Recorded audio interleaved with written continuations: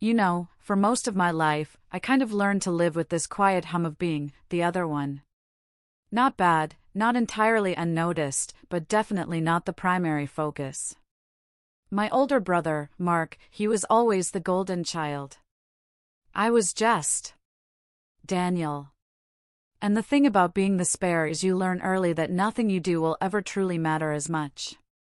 I remember standing in my mother, Eleanor's, kitchen one Tuesday afternoon, 35 years old, watching her absolutely gush over a photo Mark had sent. He was at some fancy restaurant in Cherry Creek, holding a wine glass, grinning like he'd personally invented happiness. "Look at this, Daniel," she'd said, shoving her phone in my face. "Mark took Jessica to that new French place. Isn't that romantic?" I was there because I'd just spent 40 minutes under her sink, fixing her garbage disposal. Grease all over my work shirt. I'm a wind turbine technician, Spend half my life up towers, making sure those blades don't fall off. Good money, honest work, requires actual skills. Eleanor hadn't even mentioned the disposal. "That's great, Mom," I'd said, washing my hands in the very sink I'd just fixed. "You and Sarah should try new things, too, Daniel," she'd continued, oblivious. "You're always so serious." Sarah, my wife, was currently at home with our two girls. Chloe was 7, Maya was 5. Sarah had probably been teaching them fractions using pizza slices, because that's what actual parenting looks like. We'd gone to the botanical gardens last weekend, the girls loved it. But Eleanor had just waved her hand like I was missing the point. "That's different. I mean something adult. Something cultured." Mark, meanwhile, hadn't taken his boys anywhere in 3 months. Liam and Noah, same ages as my girls, had asked if they could come back soon because their dad was always busy with work stuff. Work stuff had, for about 2 years now, meant online poker and sports betting. But to Eleanor? Mark's doing so well at the pharmaceutical company. Regional director at 35. Can you believe it? Mark was 35, same as me. We were fraternal twins, actually. He just came out first. And those 12 minutes, somehow, had defined our entire lives. As kids, he got the new bike, I got the used one. His college was fully funded, mine wasn't. The pattern never changed. "Good for him," I'd said, trying to keep my voice even. "I need to get home. Sarah's making dinner." "Oh, before you go." She'd opened a drawer, pulled out an envelope. "Give this to Mark when you see him. Check for the boys' summer camp." Mark's house cost nearly $500,000. Mine was just over $200,000. He didn't need help with camp. "Sure," I'd said, taking the envelope. I drove home, thinking about disposals and envelopes and how favoritism warps people into shapes they can't undo. Sarah was in the kitchen when I walked in. The girls were at the table, doing homework. "Daddy's home," Maya had announced, all sunshine. I kissed the top of her head, then Chloe's, then Sarah's. Our routine. "How was Grandma's?" Sarah had asked, eyeing my shirt. "Fixed the disposal. Got volunteered to be a courier." She'd seen the envelope, knew immediately. "Summer camp for the boys," she'd murmured. Sarah didn't say anything else. She'd been watching this pattern for 9 years. "Your dad's estate stuff came today," she'd said, nodding toward the counter. My father had passed 4 months ago, a heart attack. Left behind a substantial estate that I was untangling as executor. Mark wanted to be co-executor. Eleanor had pushed for it. My father's lawyer had shut it down. The estate was split 50-50, but probate was dragging because of an IRS tax issue. Could be another 8 months. Mark had been calling twice a week, asking about updates, acting like I was personally delaying his payout. I picked up the mail. More forms, more waiting. We ate dinner, talked about school. Maya was reading chapter books. Chloe's science project got an A, normal life. Later that night, Sarah showed me Mark's latest social media post. Another restaurant. Another wine glass. Living our best life, Jessica was in the photo, smiling the way people do when cameras are pointed at them. How much do you think that cost? Sarah asked. More than he has, I'd said. Mark was in trouble. I'd known for months. The expensive dinners he couldn't afford. The new watch. The way he changed subjects when anyone asked about work details. Eleanor saw what she wanted to see. I saw a man drowning, taking expensive photos of the water. My 35th birthday fell on a Saturday in early March. Not a milestone. Sarah made pancakes. The girls drew cards with crayons, both taped to the fridge next to last year's versions. Eleanor called at 9. Said she was coming by later with cake. Asked if Mark and Jessica were invited. I'd said, sure. Oh, and Daniel, she'd added. Mark sent you something special. You're going to love it. The package arrived at 11. Courier service. Signature required. The box was black with gold trim. Inside were 24 chocolates arranged in individual paper cups. Each one had a delicate design on top, handmade work from some Denver boutique. There was a card. Asterisk happy birthday, brother. Enjoy the good stuff. T. Asterisk Sarah looked over my shoulder. Those are fancy. Too fancy, I'd said. I was weird about gifts. Growing up, Mark would borrow anything he liked, and Eleanor would tell me to stop being dramatic. So, I learned if something was mine, it stayed mine. Maya appeared at my elbow. Can I have one? Normally, I would have said no on instinct, but this was my daughter. Of course I would share with her. One piece, I'd said. You too, Chloe. Each pick one. Both girls chose chocolates with white swirls. Took small bites. Smiled. Good. Really good, Daddy. Letting my kids taste one didn't count. I still wouldn't hand the whole box to anyone else. Sarah cut in. Okay, that's enough. Let Daddy decide what to do with the rest. I closed the box. Mark hadn't sent me a birthday gift in 5 years. This probably cost $300. We should give these to Jessica and the boys, I'd said. They'll actually appreciate them. Sarah raised an eyebrow. You sure? I ate half a Snickers this morning. That's my speed. The plan formed easy. Mark and Jessica were coming over later. I would hand the box to Jessica directly. Eleanor arrived first, alone. Said Mark and Jessica were running late. She'd put a store-bought cake on the counter. Noticed the chocolate box. Oh, you opened them. Aren't they beautiful? They're nice, I'd said.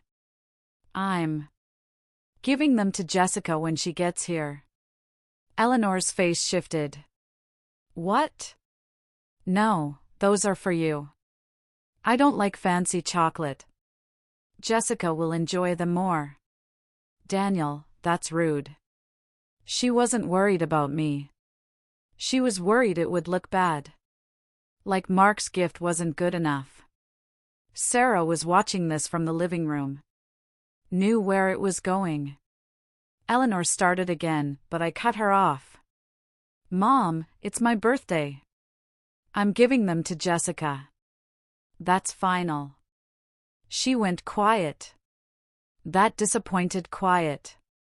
Mark and Jessica arrived 20 minutes later with the boys. Mark was wearing a new leather jacket. Probably cost $400. Jessica was smiling, but it was tight. Liam and Noah ran to the living room where Chloe and Maya were watching a movie.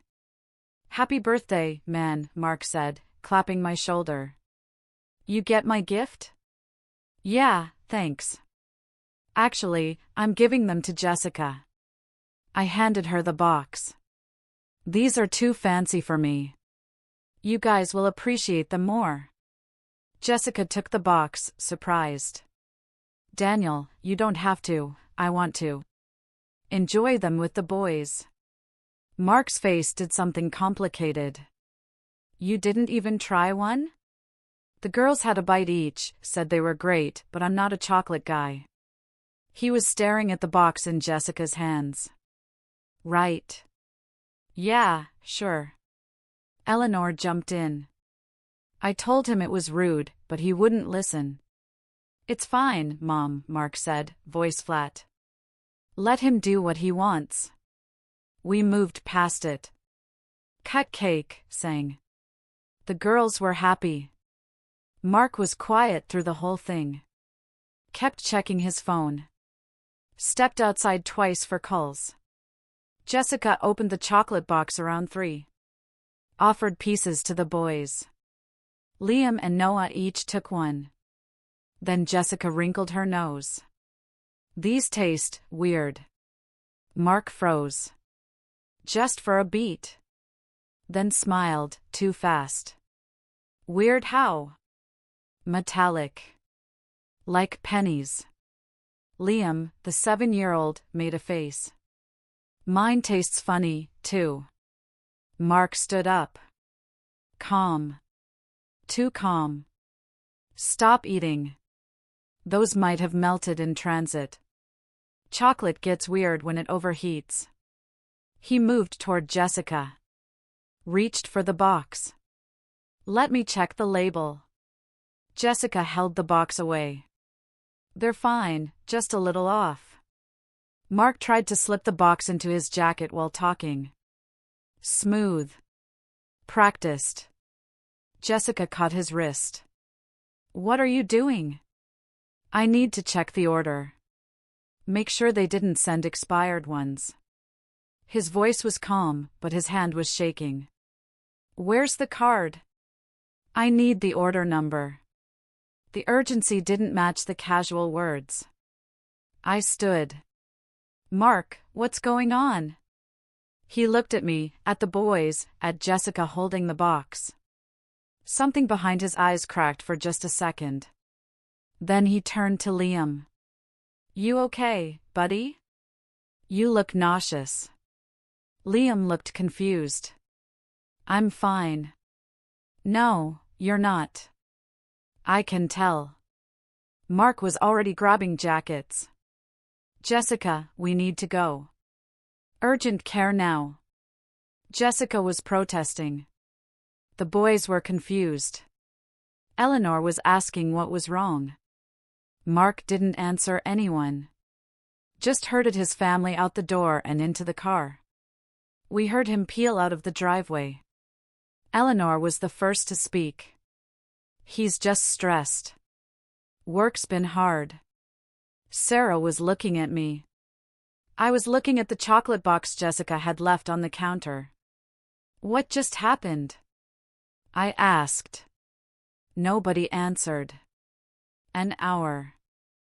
Later, I was helping clean up when my phone rang. Mark's number. I stepped outside to answer. Yeah, Caleb. His voice was shaking, barely holding together. The chocolates? Did anyone eat them besides Jessica and the boys? My stomach dropped. The girls each had a small bite. Why? How much? How big? Tiny. Maybe the size of a dime each. Mark, what's going on? Silence. Then a sound like someone was choking. Daniel, get them to emergency right now. My blood went cold. What? Why? Just go. Did they swallow or spit it out? Swallowed. Mark, what the hell is happening? Oh God. Oh God. Daniel, you never share gifts. You always follow the rules. I counted on that. What are you talking about? The chocolates. They're not safe. You need to get Chloe and Maya to a hospital right now. Not safe? How? Just go now. I'm taking the boys to Presbyterian. Meet us there. He hung up. I stood there for 5 seconds. Phone in my hand. Then I moved. Sarah! I was back inside grabbing keys. We're going to the hospital right now. What? Why? Mark just called. Said the chocolates aren't safe. Said to get the girls to emergency. Sarah's face drained. What do you mean, not safe? I don't know, but he's taking the boys to Presbyterian. We're going now. The girls said they felt fine. That somehow made it worse, because if Mark was right, the symptoms could hit later. Sarah was on the phone with our pediatrician, getting transferred to the emergency line, explaining about the chocolates. We got inside. At first, the triage nurse looked at me like I was overreacting.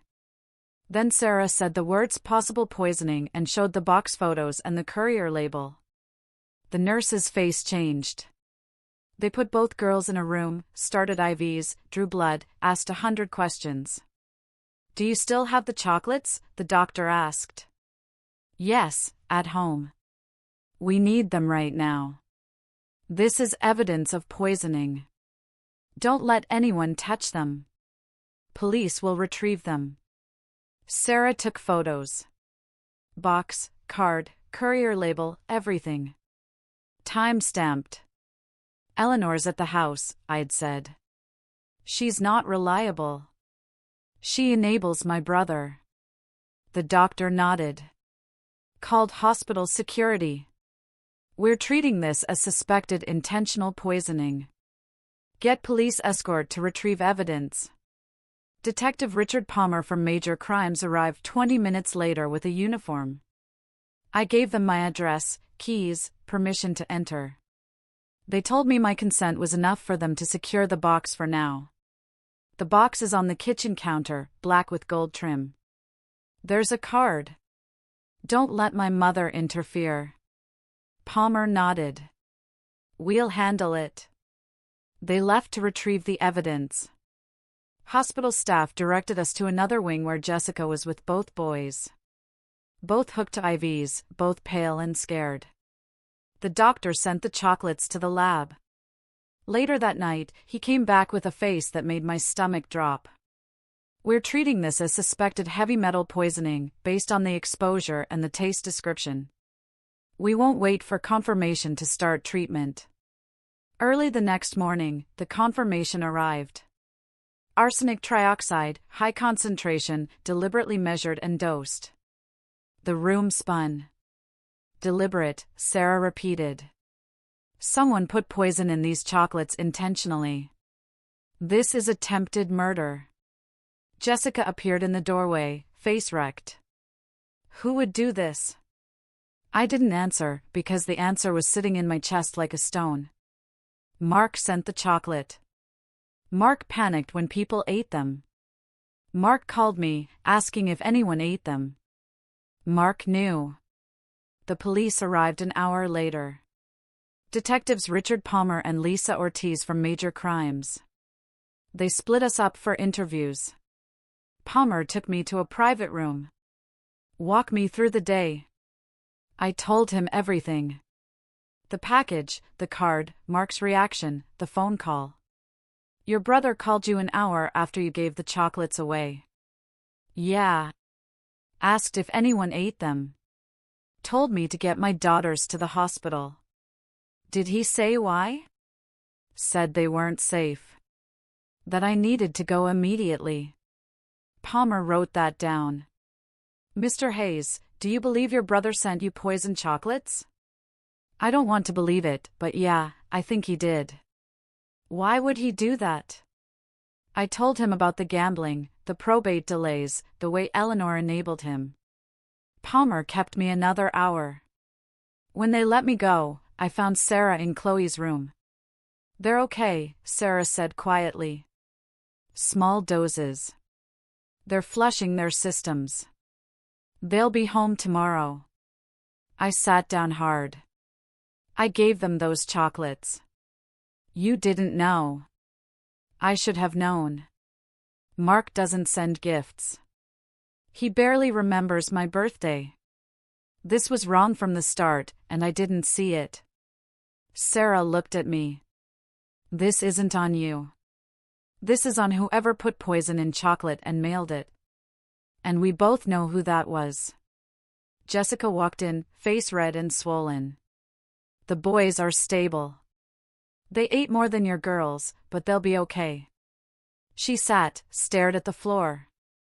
Mark won't answer his phone. I've called 50 times. He brought us here and then disappeared. Where does he go when he disappears? His office. Sometimes Eleanor's place. I don't know anymore.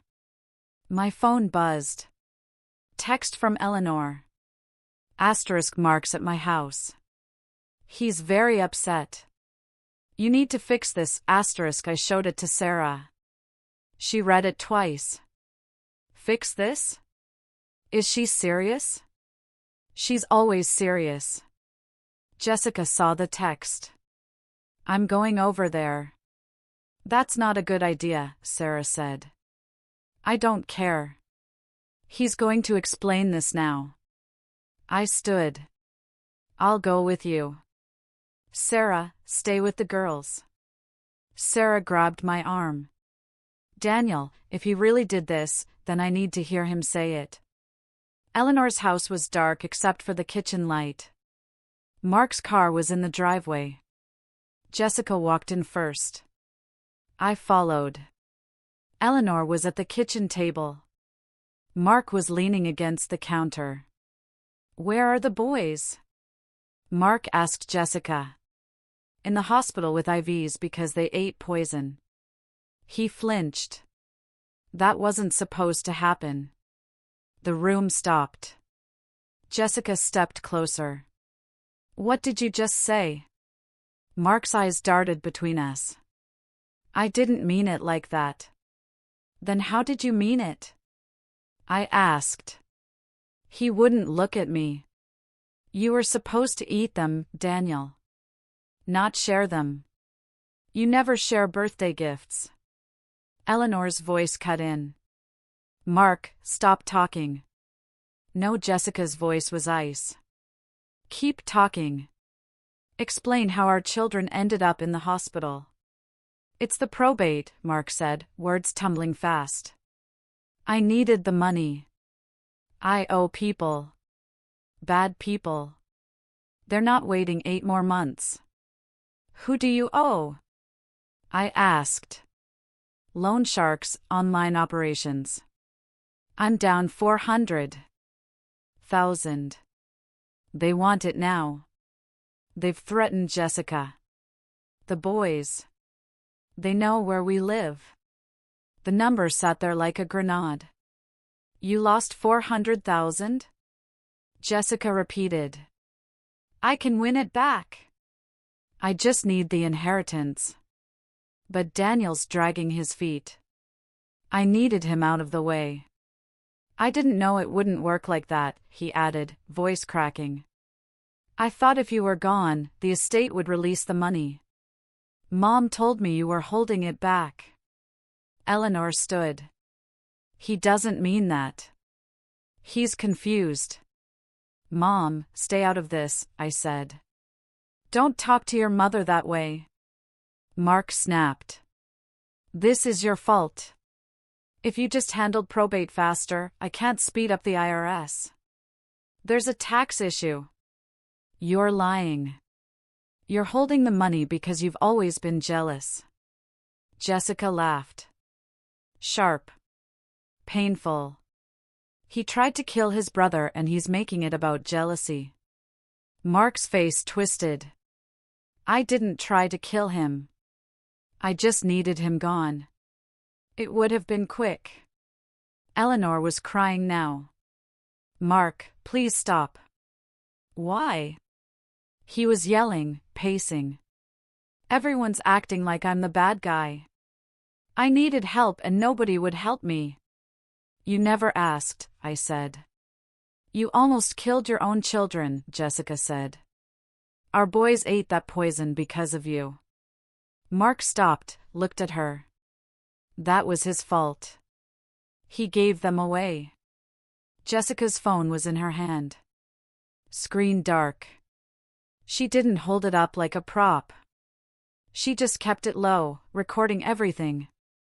Mark saw it, lunged forward. Are you recording me? Jessica pulled back. Mark grabbed for her wrist. I stepped between them fast, blocked his arm. Don't touch her. Mark shoved me hard. I stumbled back one step. That was enough. I pushed him back. One controlled shove. Pointed at the chair. Sit down. Don't move. Eleanor screamed. Daniel, let him go. Call the police, I told Jessica. Tell them he just tried to assault you. He didn't. Eleanor started. She recorded everything, I said, not looking away from Mark. Every word, every move. Keep talking, Mom. Jessica was already dialing. Detective Palmer? It's Jessica Hayes. My husband just confessed to poisoning the chocolates. I recorded it. He tried to grab my phone. We're at his mother's house. Mark was still pinned, breathing hard. You're going to regret this. No, I won't, I said quietly. I bury you with evidence. Police arrived 8 minutes later. Palmer walked in with 3 uniforms. Mr. Hayes, Palmer said to Mark. Stand up. Hands behind your back. For what? Eleanor demanded. Attempted murder. Child endangerment. Possession of poison. Assault. Mark stood slow. Let them cuff him. Stared at me. This is your fault. No, I said. This is yours. They walked him out. Eleanor was screaming at Palmer. Ma'am, your son confessed to multiple felonies. We have recordings. He's going to jail. She turned on Jessica. This is your fault. You trapped him. He trapped himself, Jessica said. And I'm filing for divorce. Monday, you'll never see my boys again. Eleanor's face crumbled. You can't do that. I'm their grandmother. You enabled a man who poisoned children. Watch me. We left. Jessica rode with me. Sarah texted that both girls were awake. Halfway there, Jessica spoke. I knew. Deep down. I knew he was lying about everything. I just didn't want to believe it. None of this is on you. Eleanor knew, too. She's always known and she chose him anyway. I parked at the hospital. We walked in together. Sarah was awake in Chloe's room, looked at me. Is he arrested? Yeah. Good. The next morning, I made 3 calls before 7. First, locksmith. Every lock changed today. Front, back. Side, garage. Deadbolts on everything. I'll pay double for immediate service. Guy arrived by 8. Second, security company. Doorbell camera, driveway camera, backyard sensors. Same-day installation cost extra. Worth it. Third, Chloe's school. Principal Andrews. This is Daniel Hayes. Chloe's in 2nd grade. My brother was arrested yesterday for attempted murder. He and my mother, Eleanor Hayes, have 0 authorization to access or contact my daughters. If either appears on campus, call police immediately. Mr. Hayes, this is serious. I know. I'm emailing police reports and restraining orders now. I need written confirmation. Both names are flagged. We'll handle it immediately. I made the same call to Maya's school, then every other place that had my daughter's names on file. Daycare, pediatrician, dentist, gymnastics. Every place got the same message. Mark Hayes and Eleanor Hayes were not authorized. If they showed up, call police immediately. Sarah handled the hospital and insurance. Added notes to every file. No information released to Mark Hayes or Eleanor Hayes. That afternoon, we sat the girls down. We have a new family word, I told them. It's like a secret code. If anyone you don't know tries to talk to you, you say red balloon to the nearest adult. Can you remember that? Red balloon, Chloe repeated, serious face. Red balloon, Maya echoed. Good. And if Uncle Mark or Grandma shows up anywhere, school, park, anywhere, you run to a teacher and say red balloon. They'll help you. Understand? Both nodded. Why can't we see Grandma? Maya asked. Sarah handled this one. Because Grandma's helping Uncle Mark even though he hurt people. Until she stops, she can't be around you. Is Uncle Mark in jail?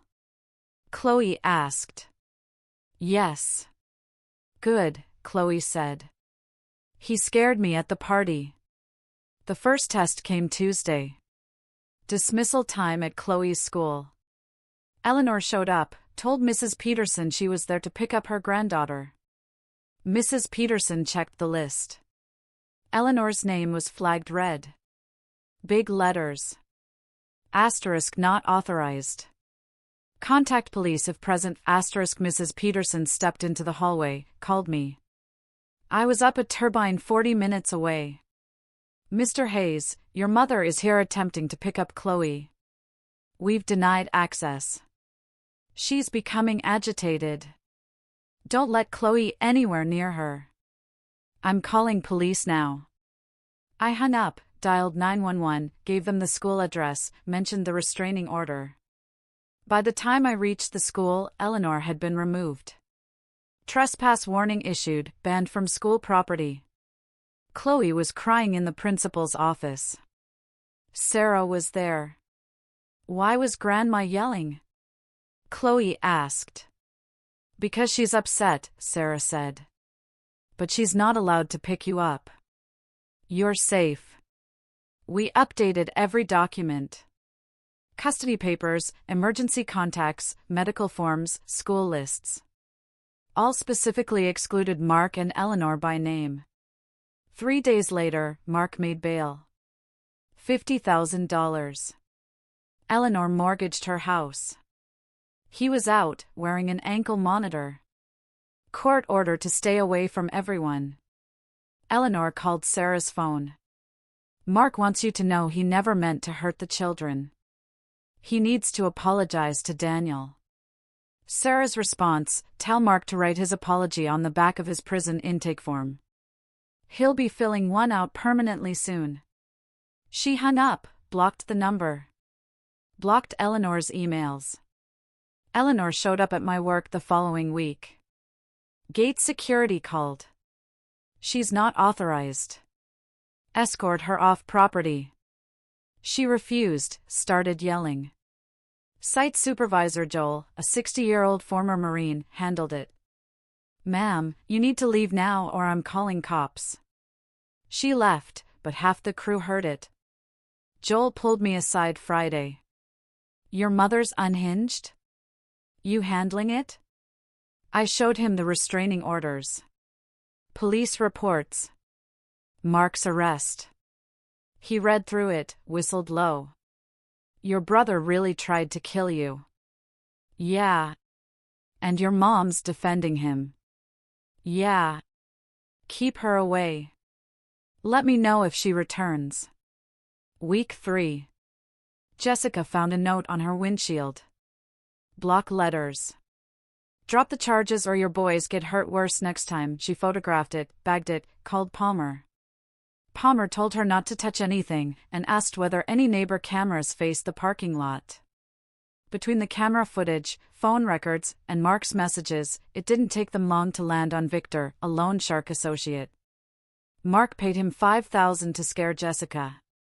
Victor got arrested, flipped immediately in interrogation. Mark's still planning something.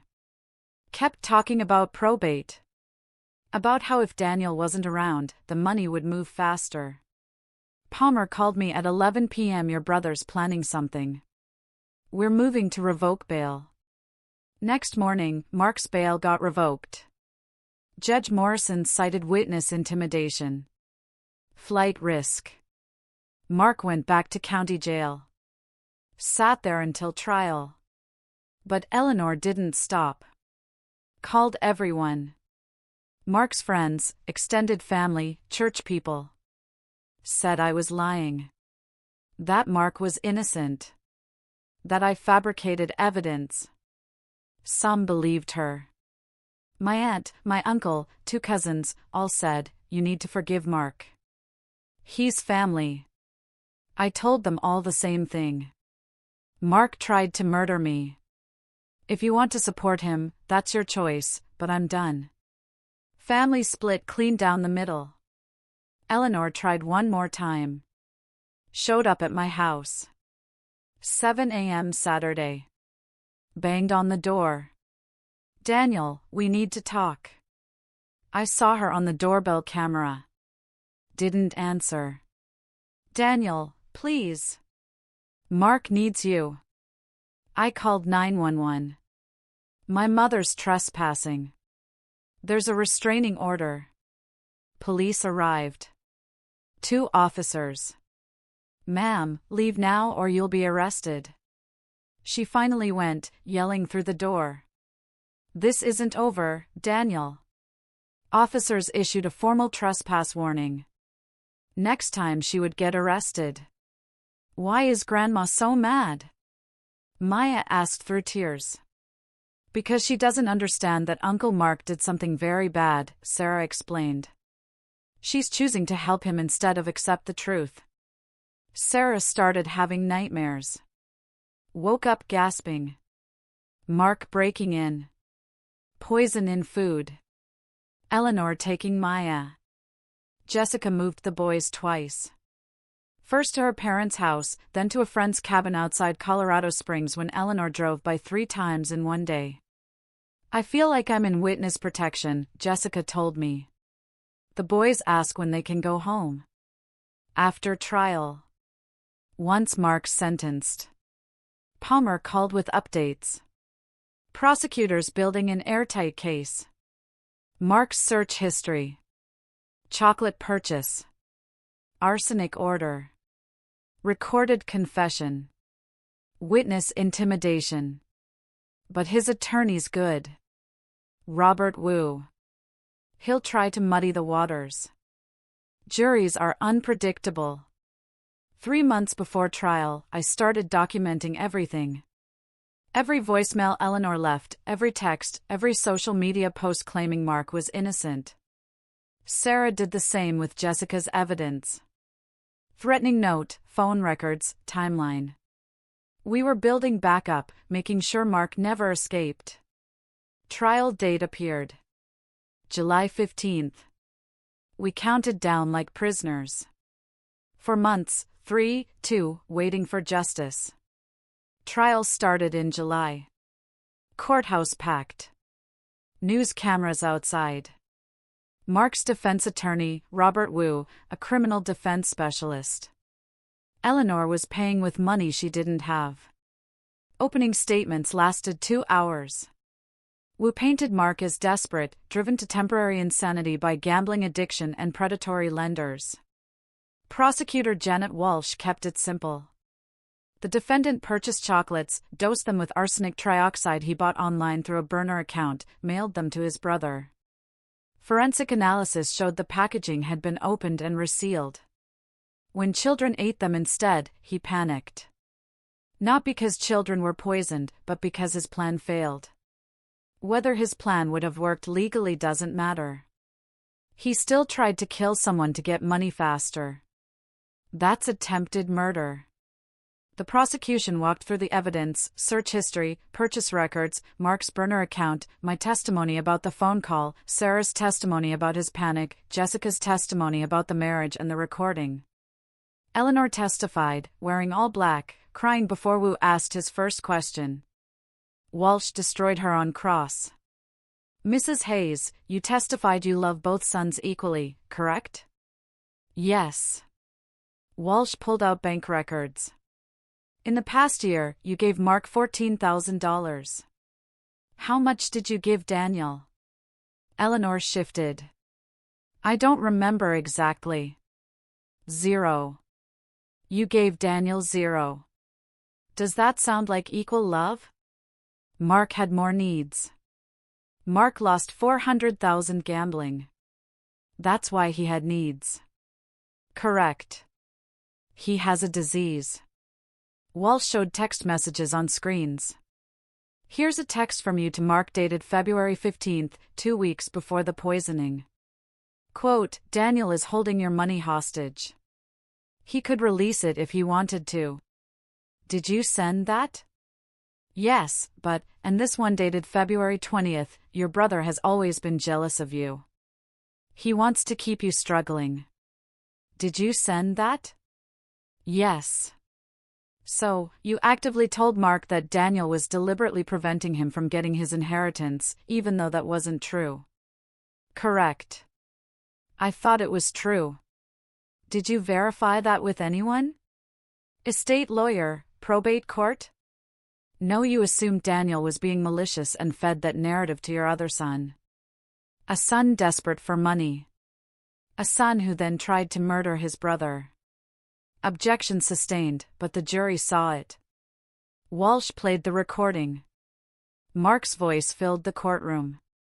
You were supposed to eat them, Daniel. Not share them. You never share birthday gifts. It's the probate. I needed the money. I owe people, bad people. I needed him out of the way. I didn't know it wouldn't work like that. I thought if you were gone, the estate would release the money. Mom told me you were holding it back. It would have been quick. The jury's faces changed. Doubt became certainty. The defense tried manufacturing reasonable doubt. It didn't work. The evidence was too clear. Mark bought arsenic. Mark dosed chocolates. Mark called panicking when people ate them. Mark confessed on tape. Jury deliberated 6 hours. Guilty on all counts. Mark's face didn't change. Eleanor screamed. Security removed her. Sentencing 2 weeks later. Judge Morrison read the penalties. Attempted murder, 20 years. Child endangerment, 5 years per child, consecutive. Possession, 3 years. Witness intimidation, 4 years. Total, 37 years. Mark would be 72 at parole. He looked at me as they took him away. Still thought it was my fault. 6 months after sentencing, probate closed. $780,000 split 2 ways. I filed paperwork myself. Because of the conviction and restitution orders, the court structured Mark's share to go straight to his kids. Trust locked until 25. Court-ordered restitution took $40,000 for hospital bills and legal fees. The trust structure bypassed Mark completely, went directly to Liam and Noah. Mark could never touch it. Even if he got out early, the money was protected. Jessica got full custody. Mark's visitation rights terminated. He appealed. Lost. Eleanor lost her house. Moved to a small apartment near Denver. Visited Mark twice a month. Told anyone who would listen that I destroyed her family.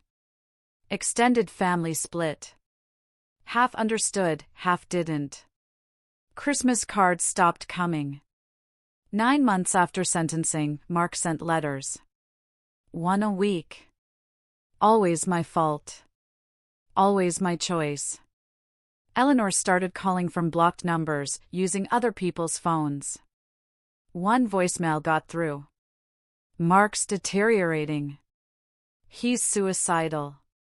If he dies in there, that's on you. Sarah deleted it. Manipulation. I know. You're not going. I'm not going. Palmer called weeks later. Your mother tried to visit you at work. Made threats. She's escalating. Mark's final appeal got denied. She's not processing it. A month passed. Quiet. Then on a Saturday in late October, I was at the Botanical Gardens with Sarah and the girls when I saw her. Eleanor, near the fountain, watching us. Sarah saw her, grabbed my arm. Daniel, I see her. We left, moved toward the exit. She followed, keeping distance. We reached the car, loaded the girls. Eleanor was across the lot, watching. I walked toward her. Sarah hissed.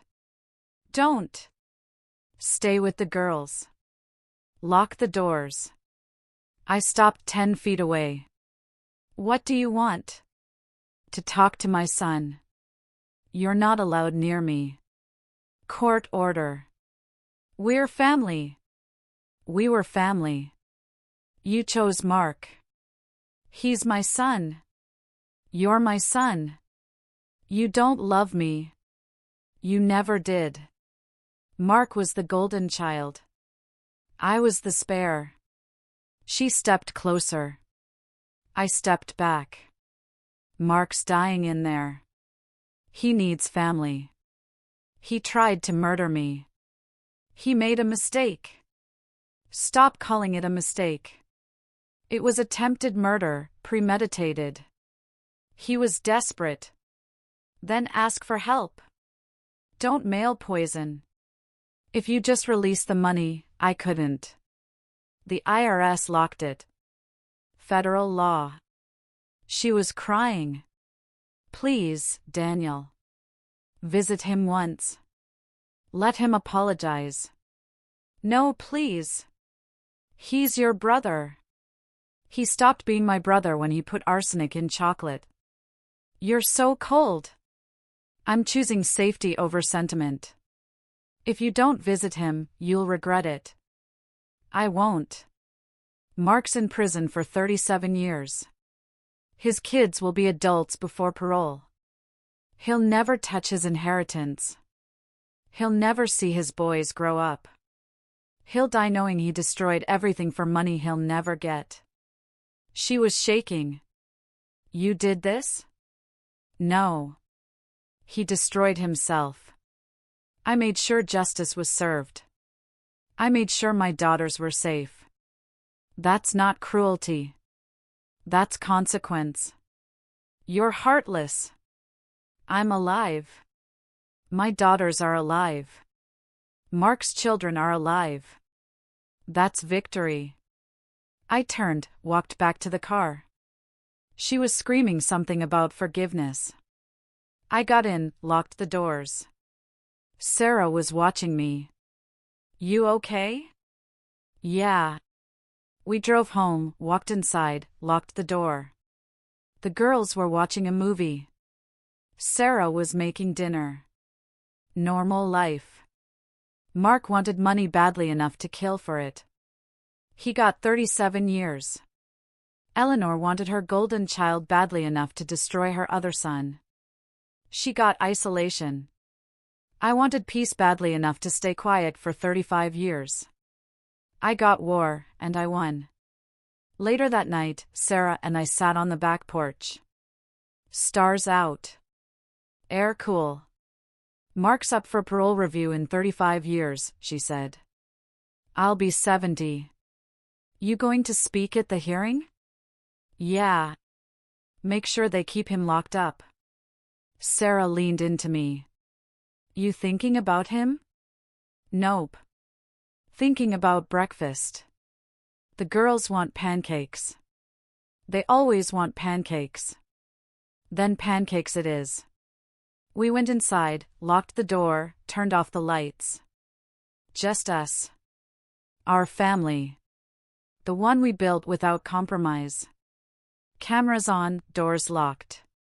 That's the only peace I owe anyone. A year later, the fear faded into something colder and steadier. School pickup lists that never changed. The girls stopped asking about grandma. And when they did, we told them the truth in kid-sized pieces. Jessica rebuilt her life from the ground up. The boys laugh easier now. Mark's letters still show up sometimes, full of blame and excuses, but they go straight into a folder for the lawyers. He wanted a shortcut to money. He bought himself decades of concrete and steel instead. As for Eleanor, she made her choice. I made mine. Some nights Sarah and I sit on the porch and listen to the quiet. Not the fragile quiet you hold your breath for. The real kind, the kind you earn. And every Saturday morning, I make pancakes, because peace doesn't have to be poetic. Sometimes it just has to be safe. Have you ever had to choose your own peace over a toxic family dynamic?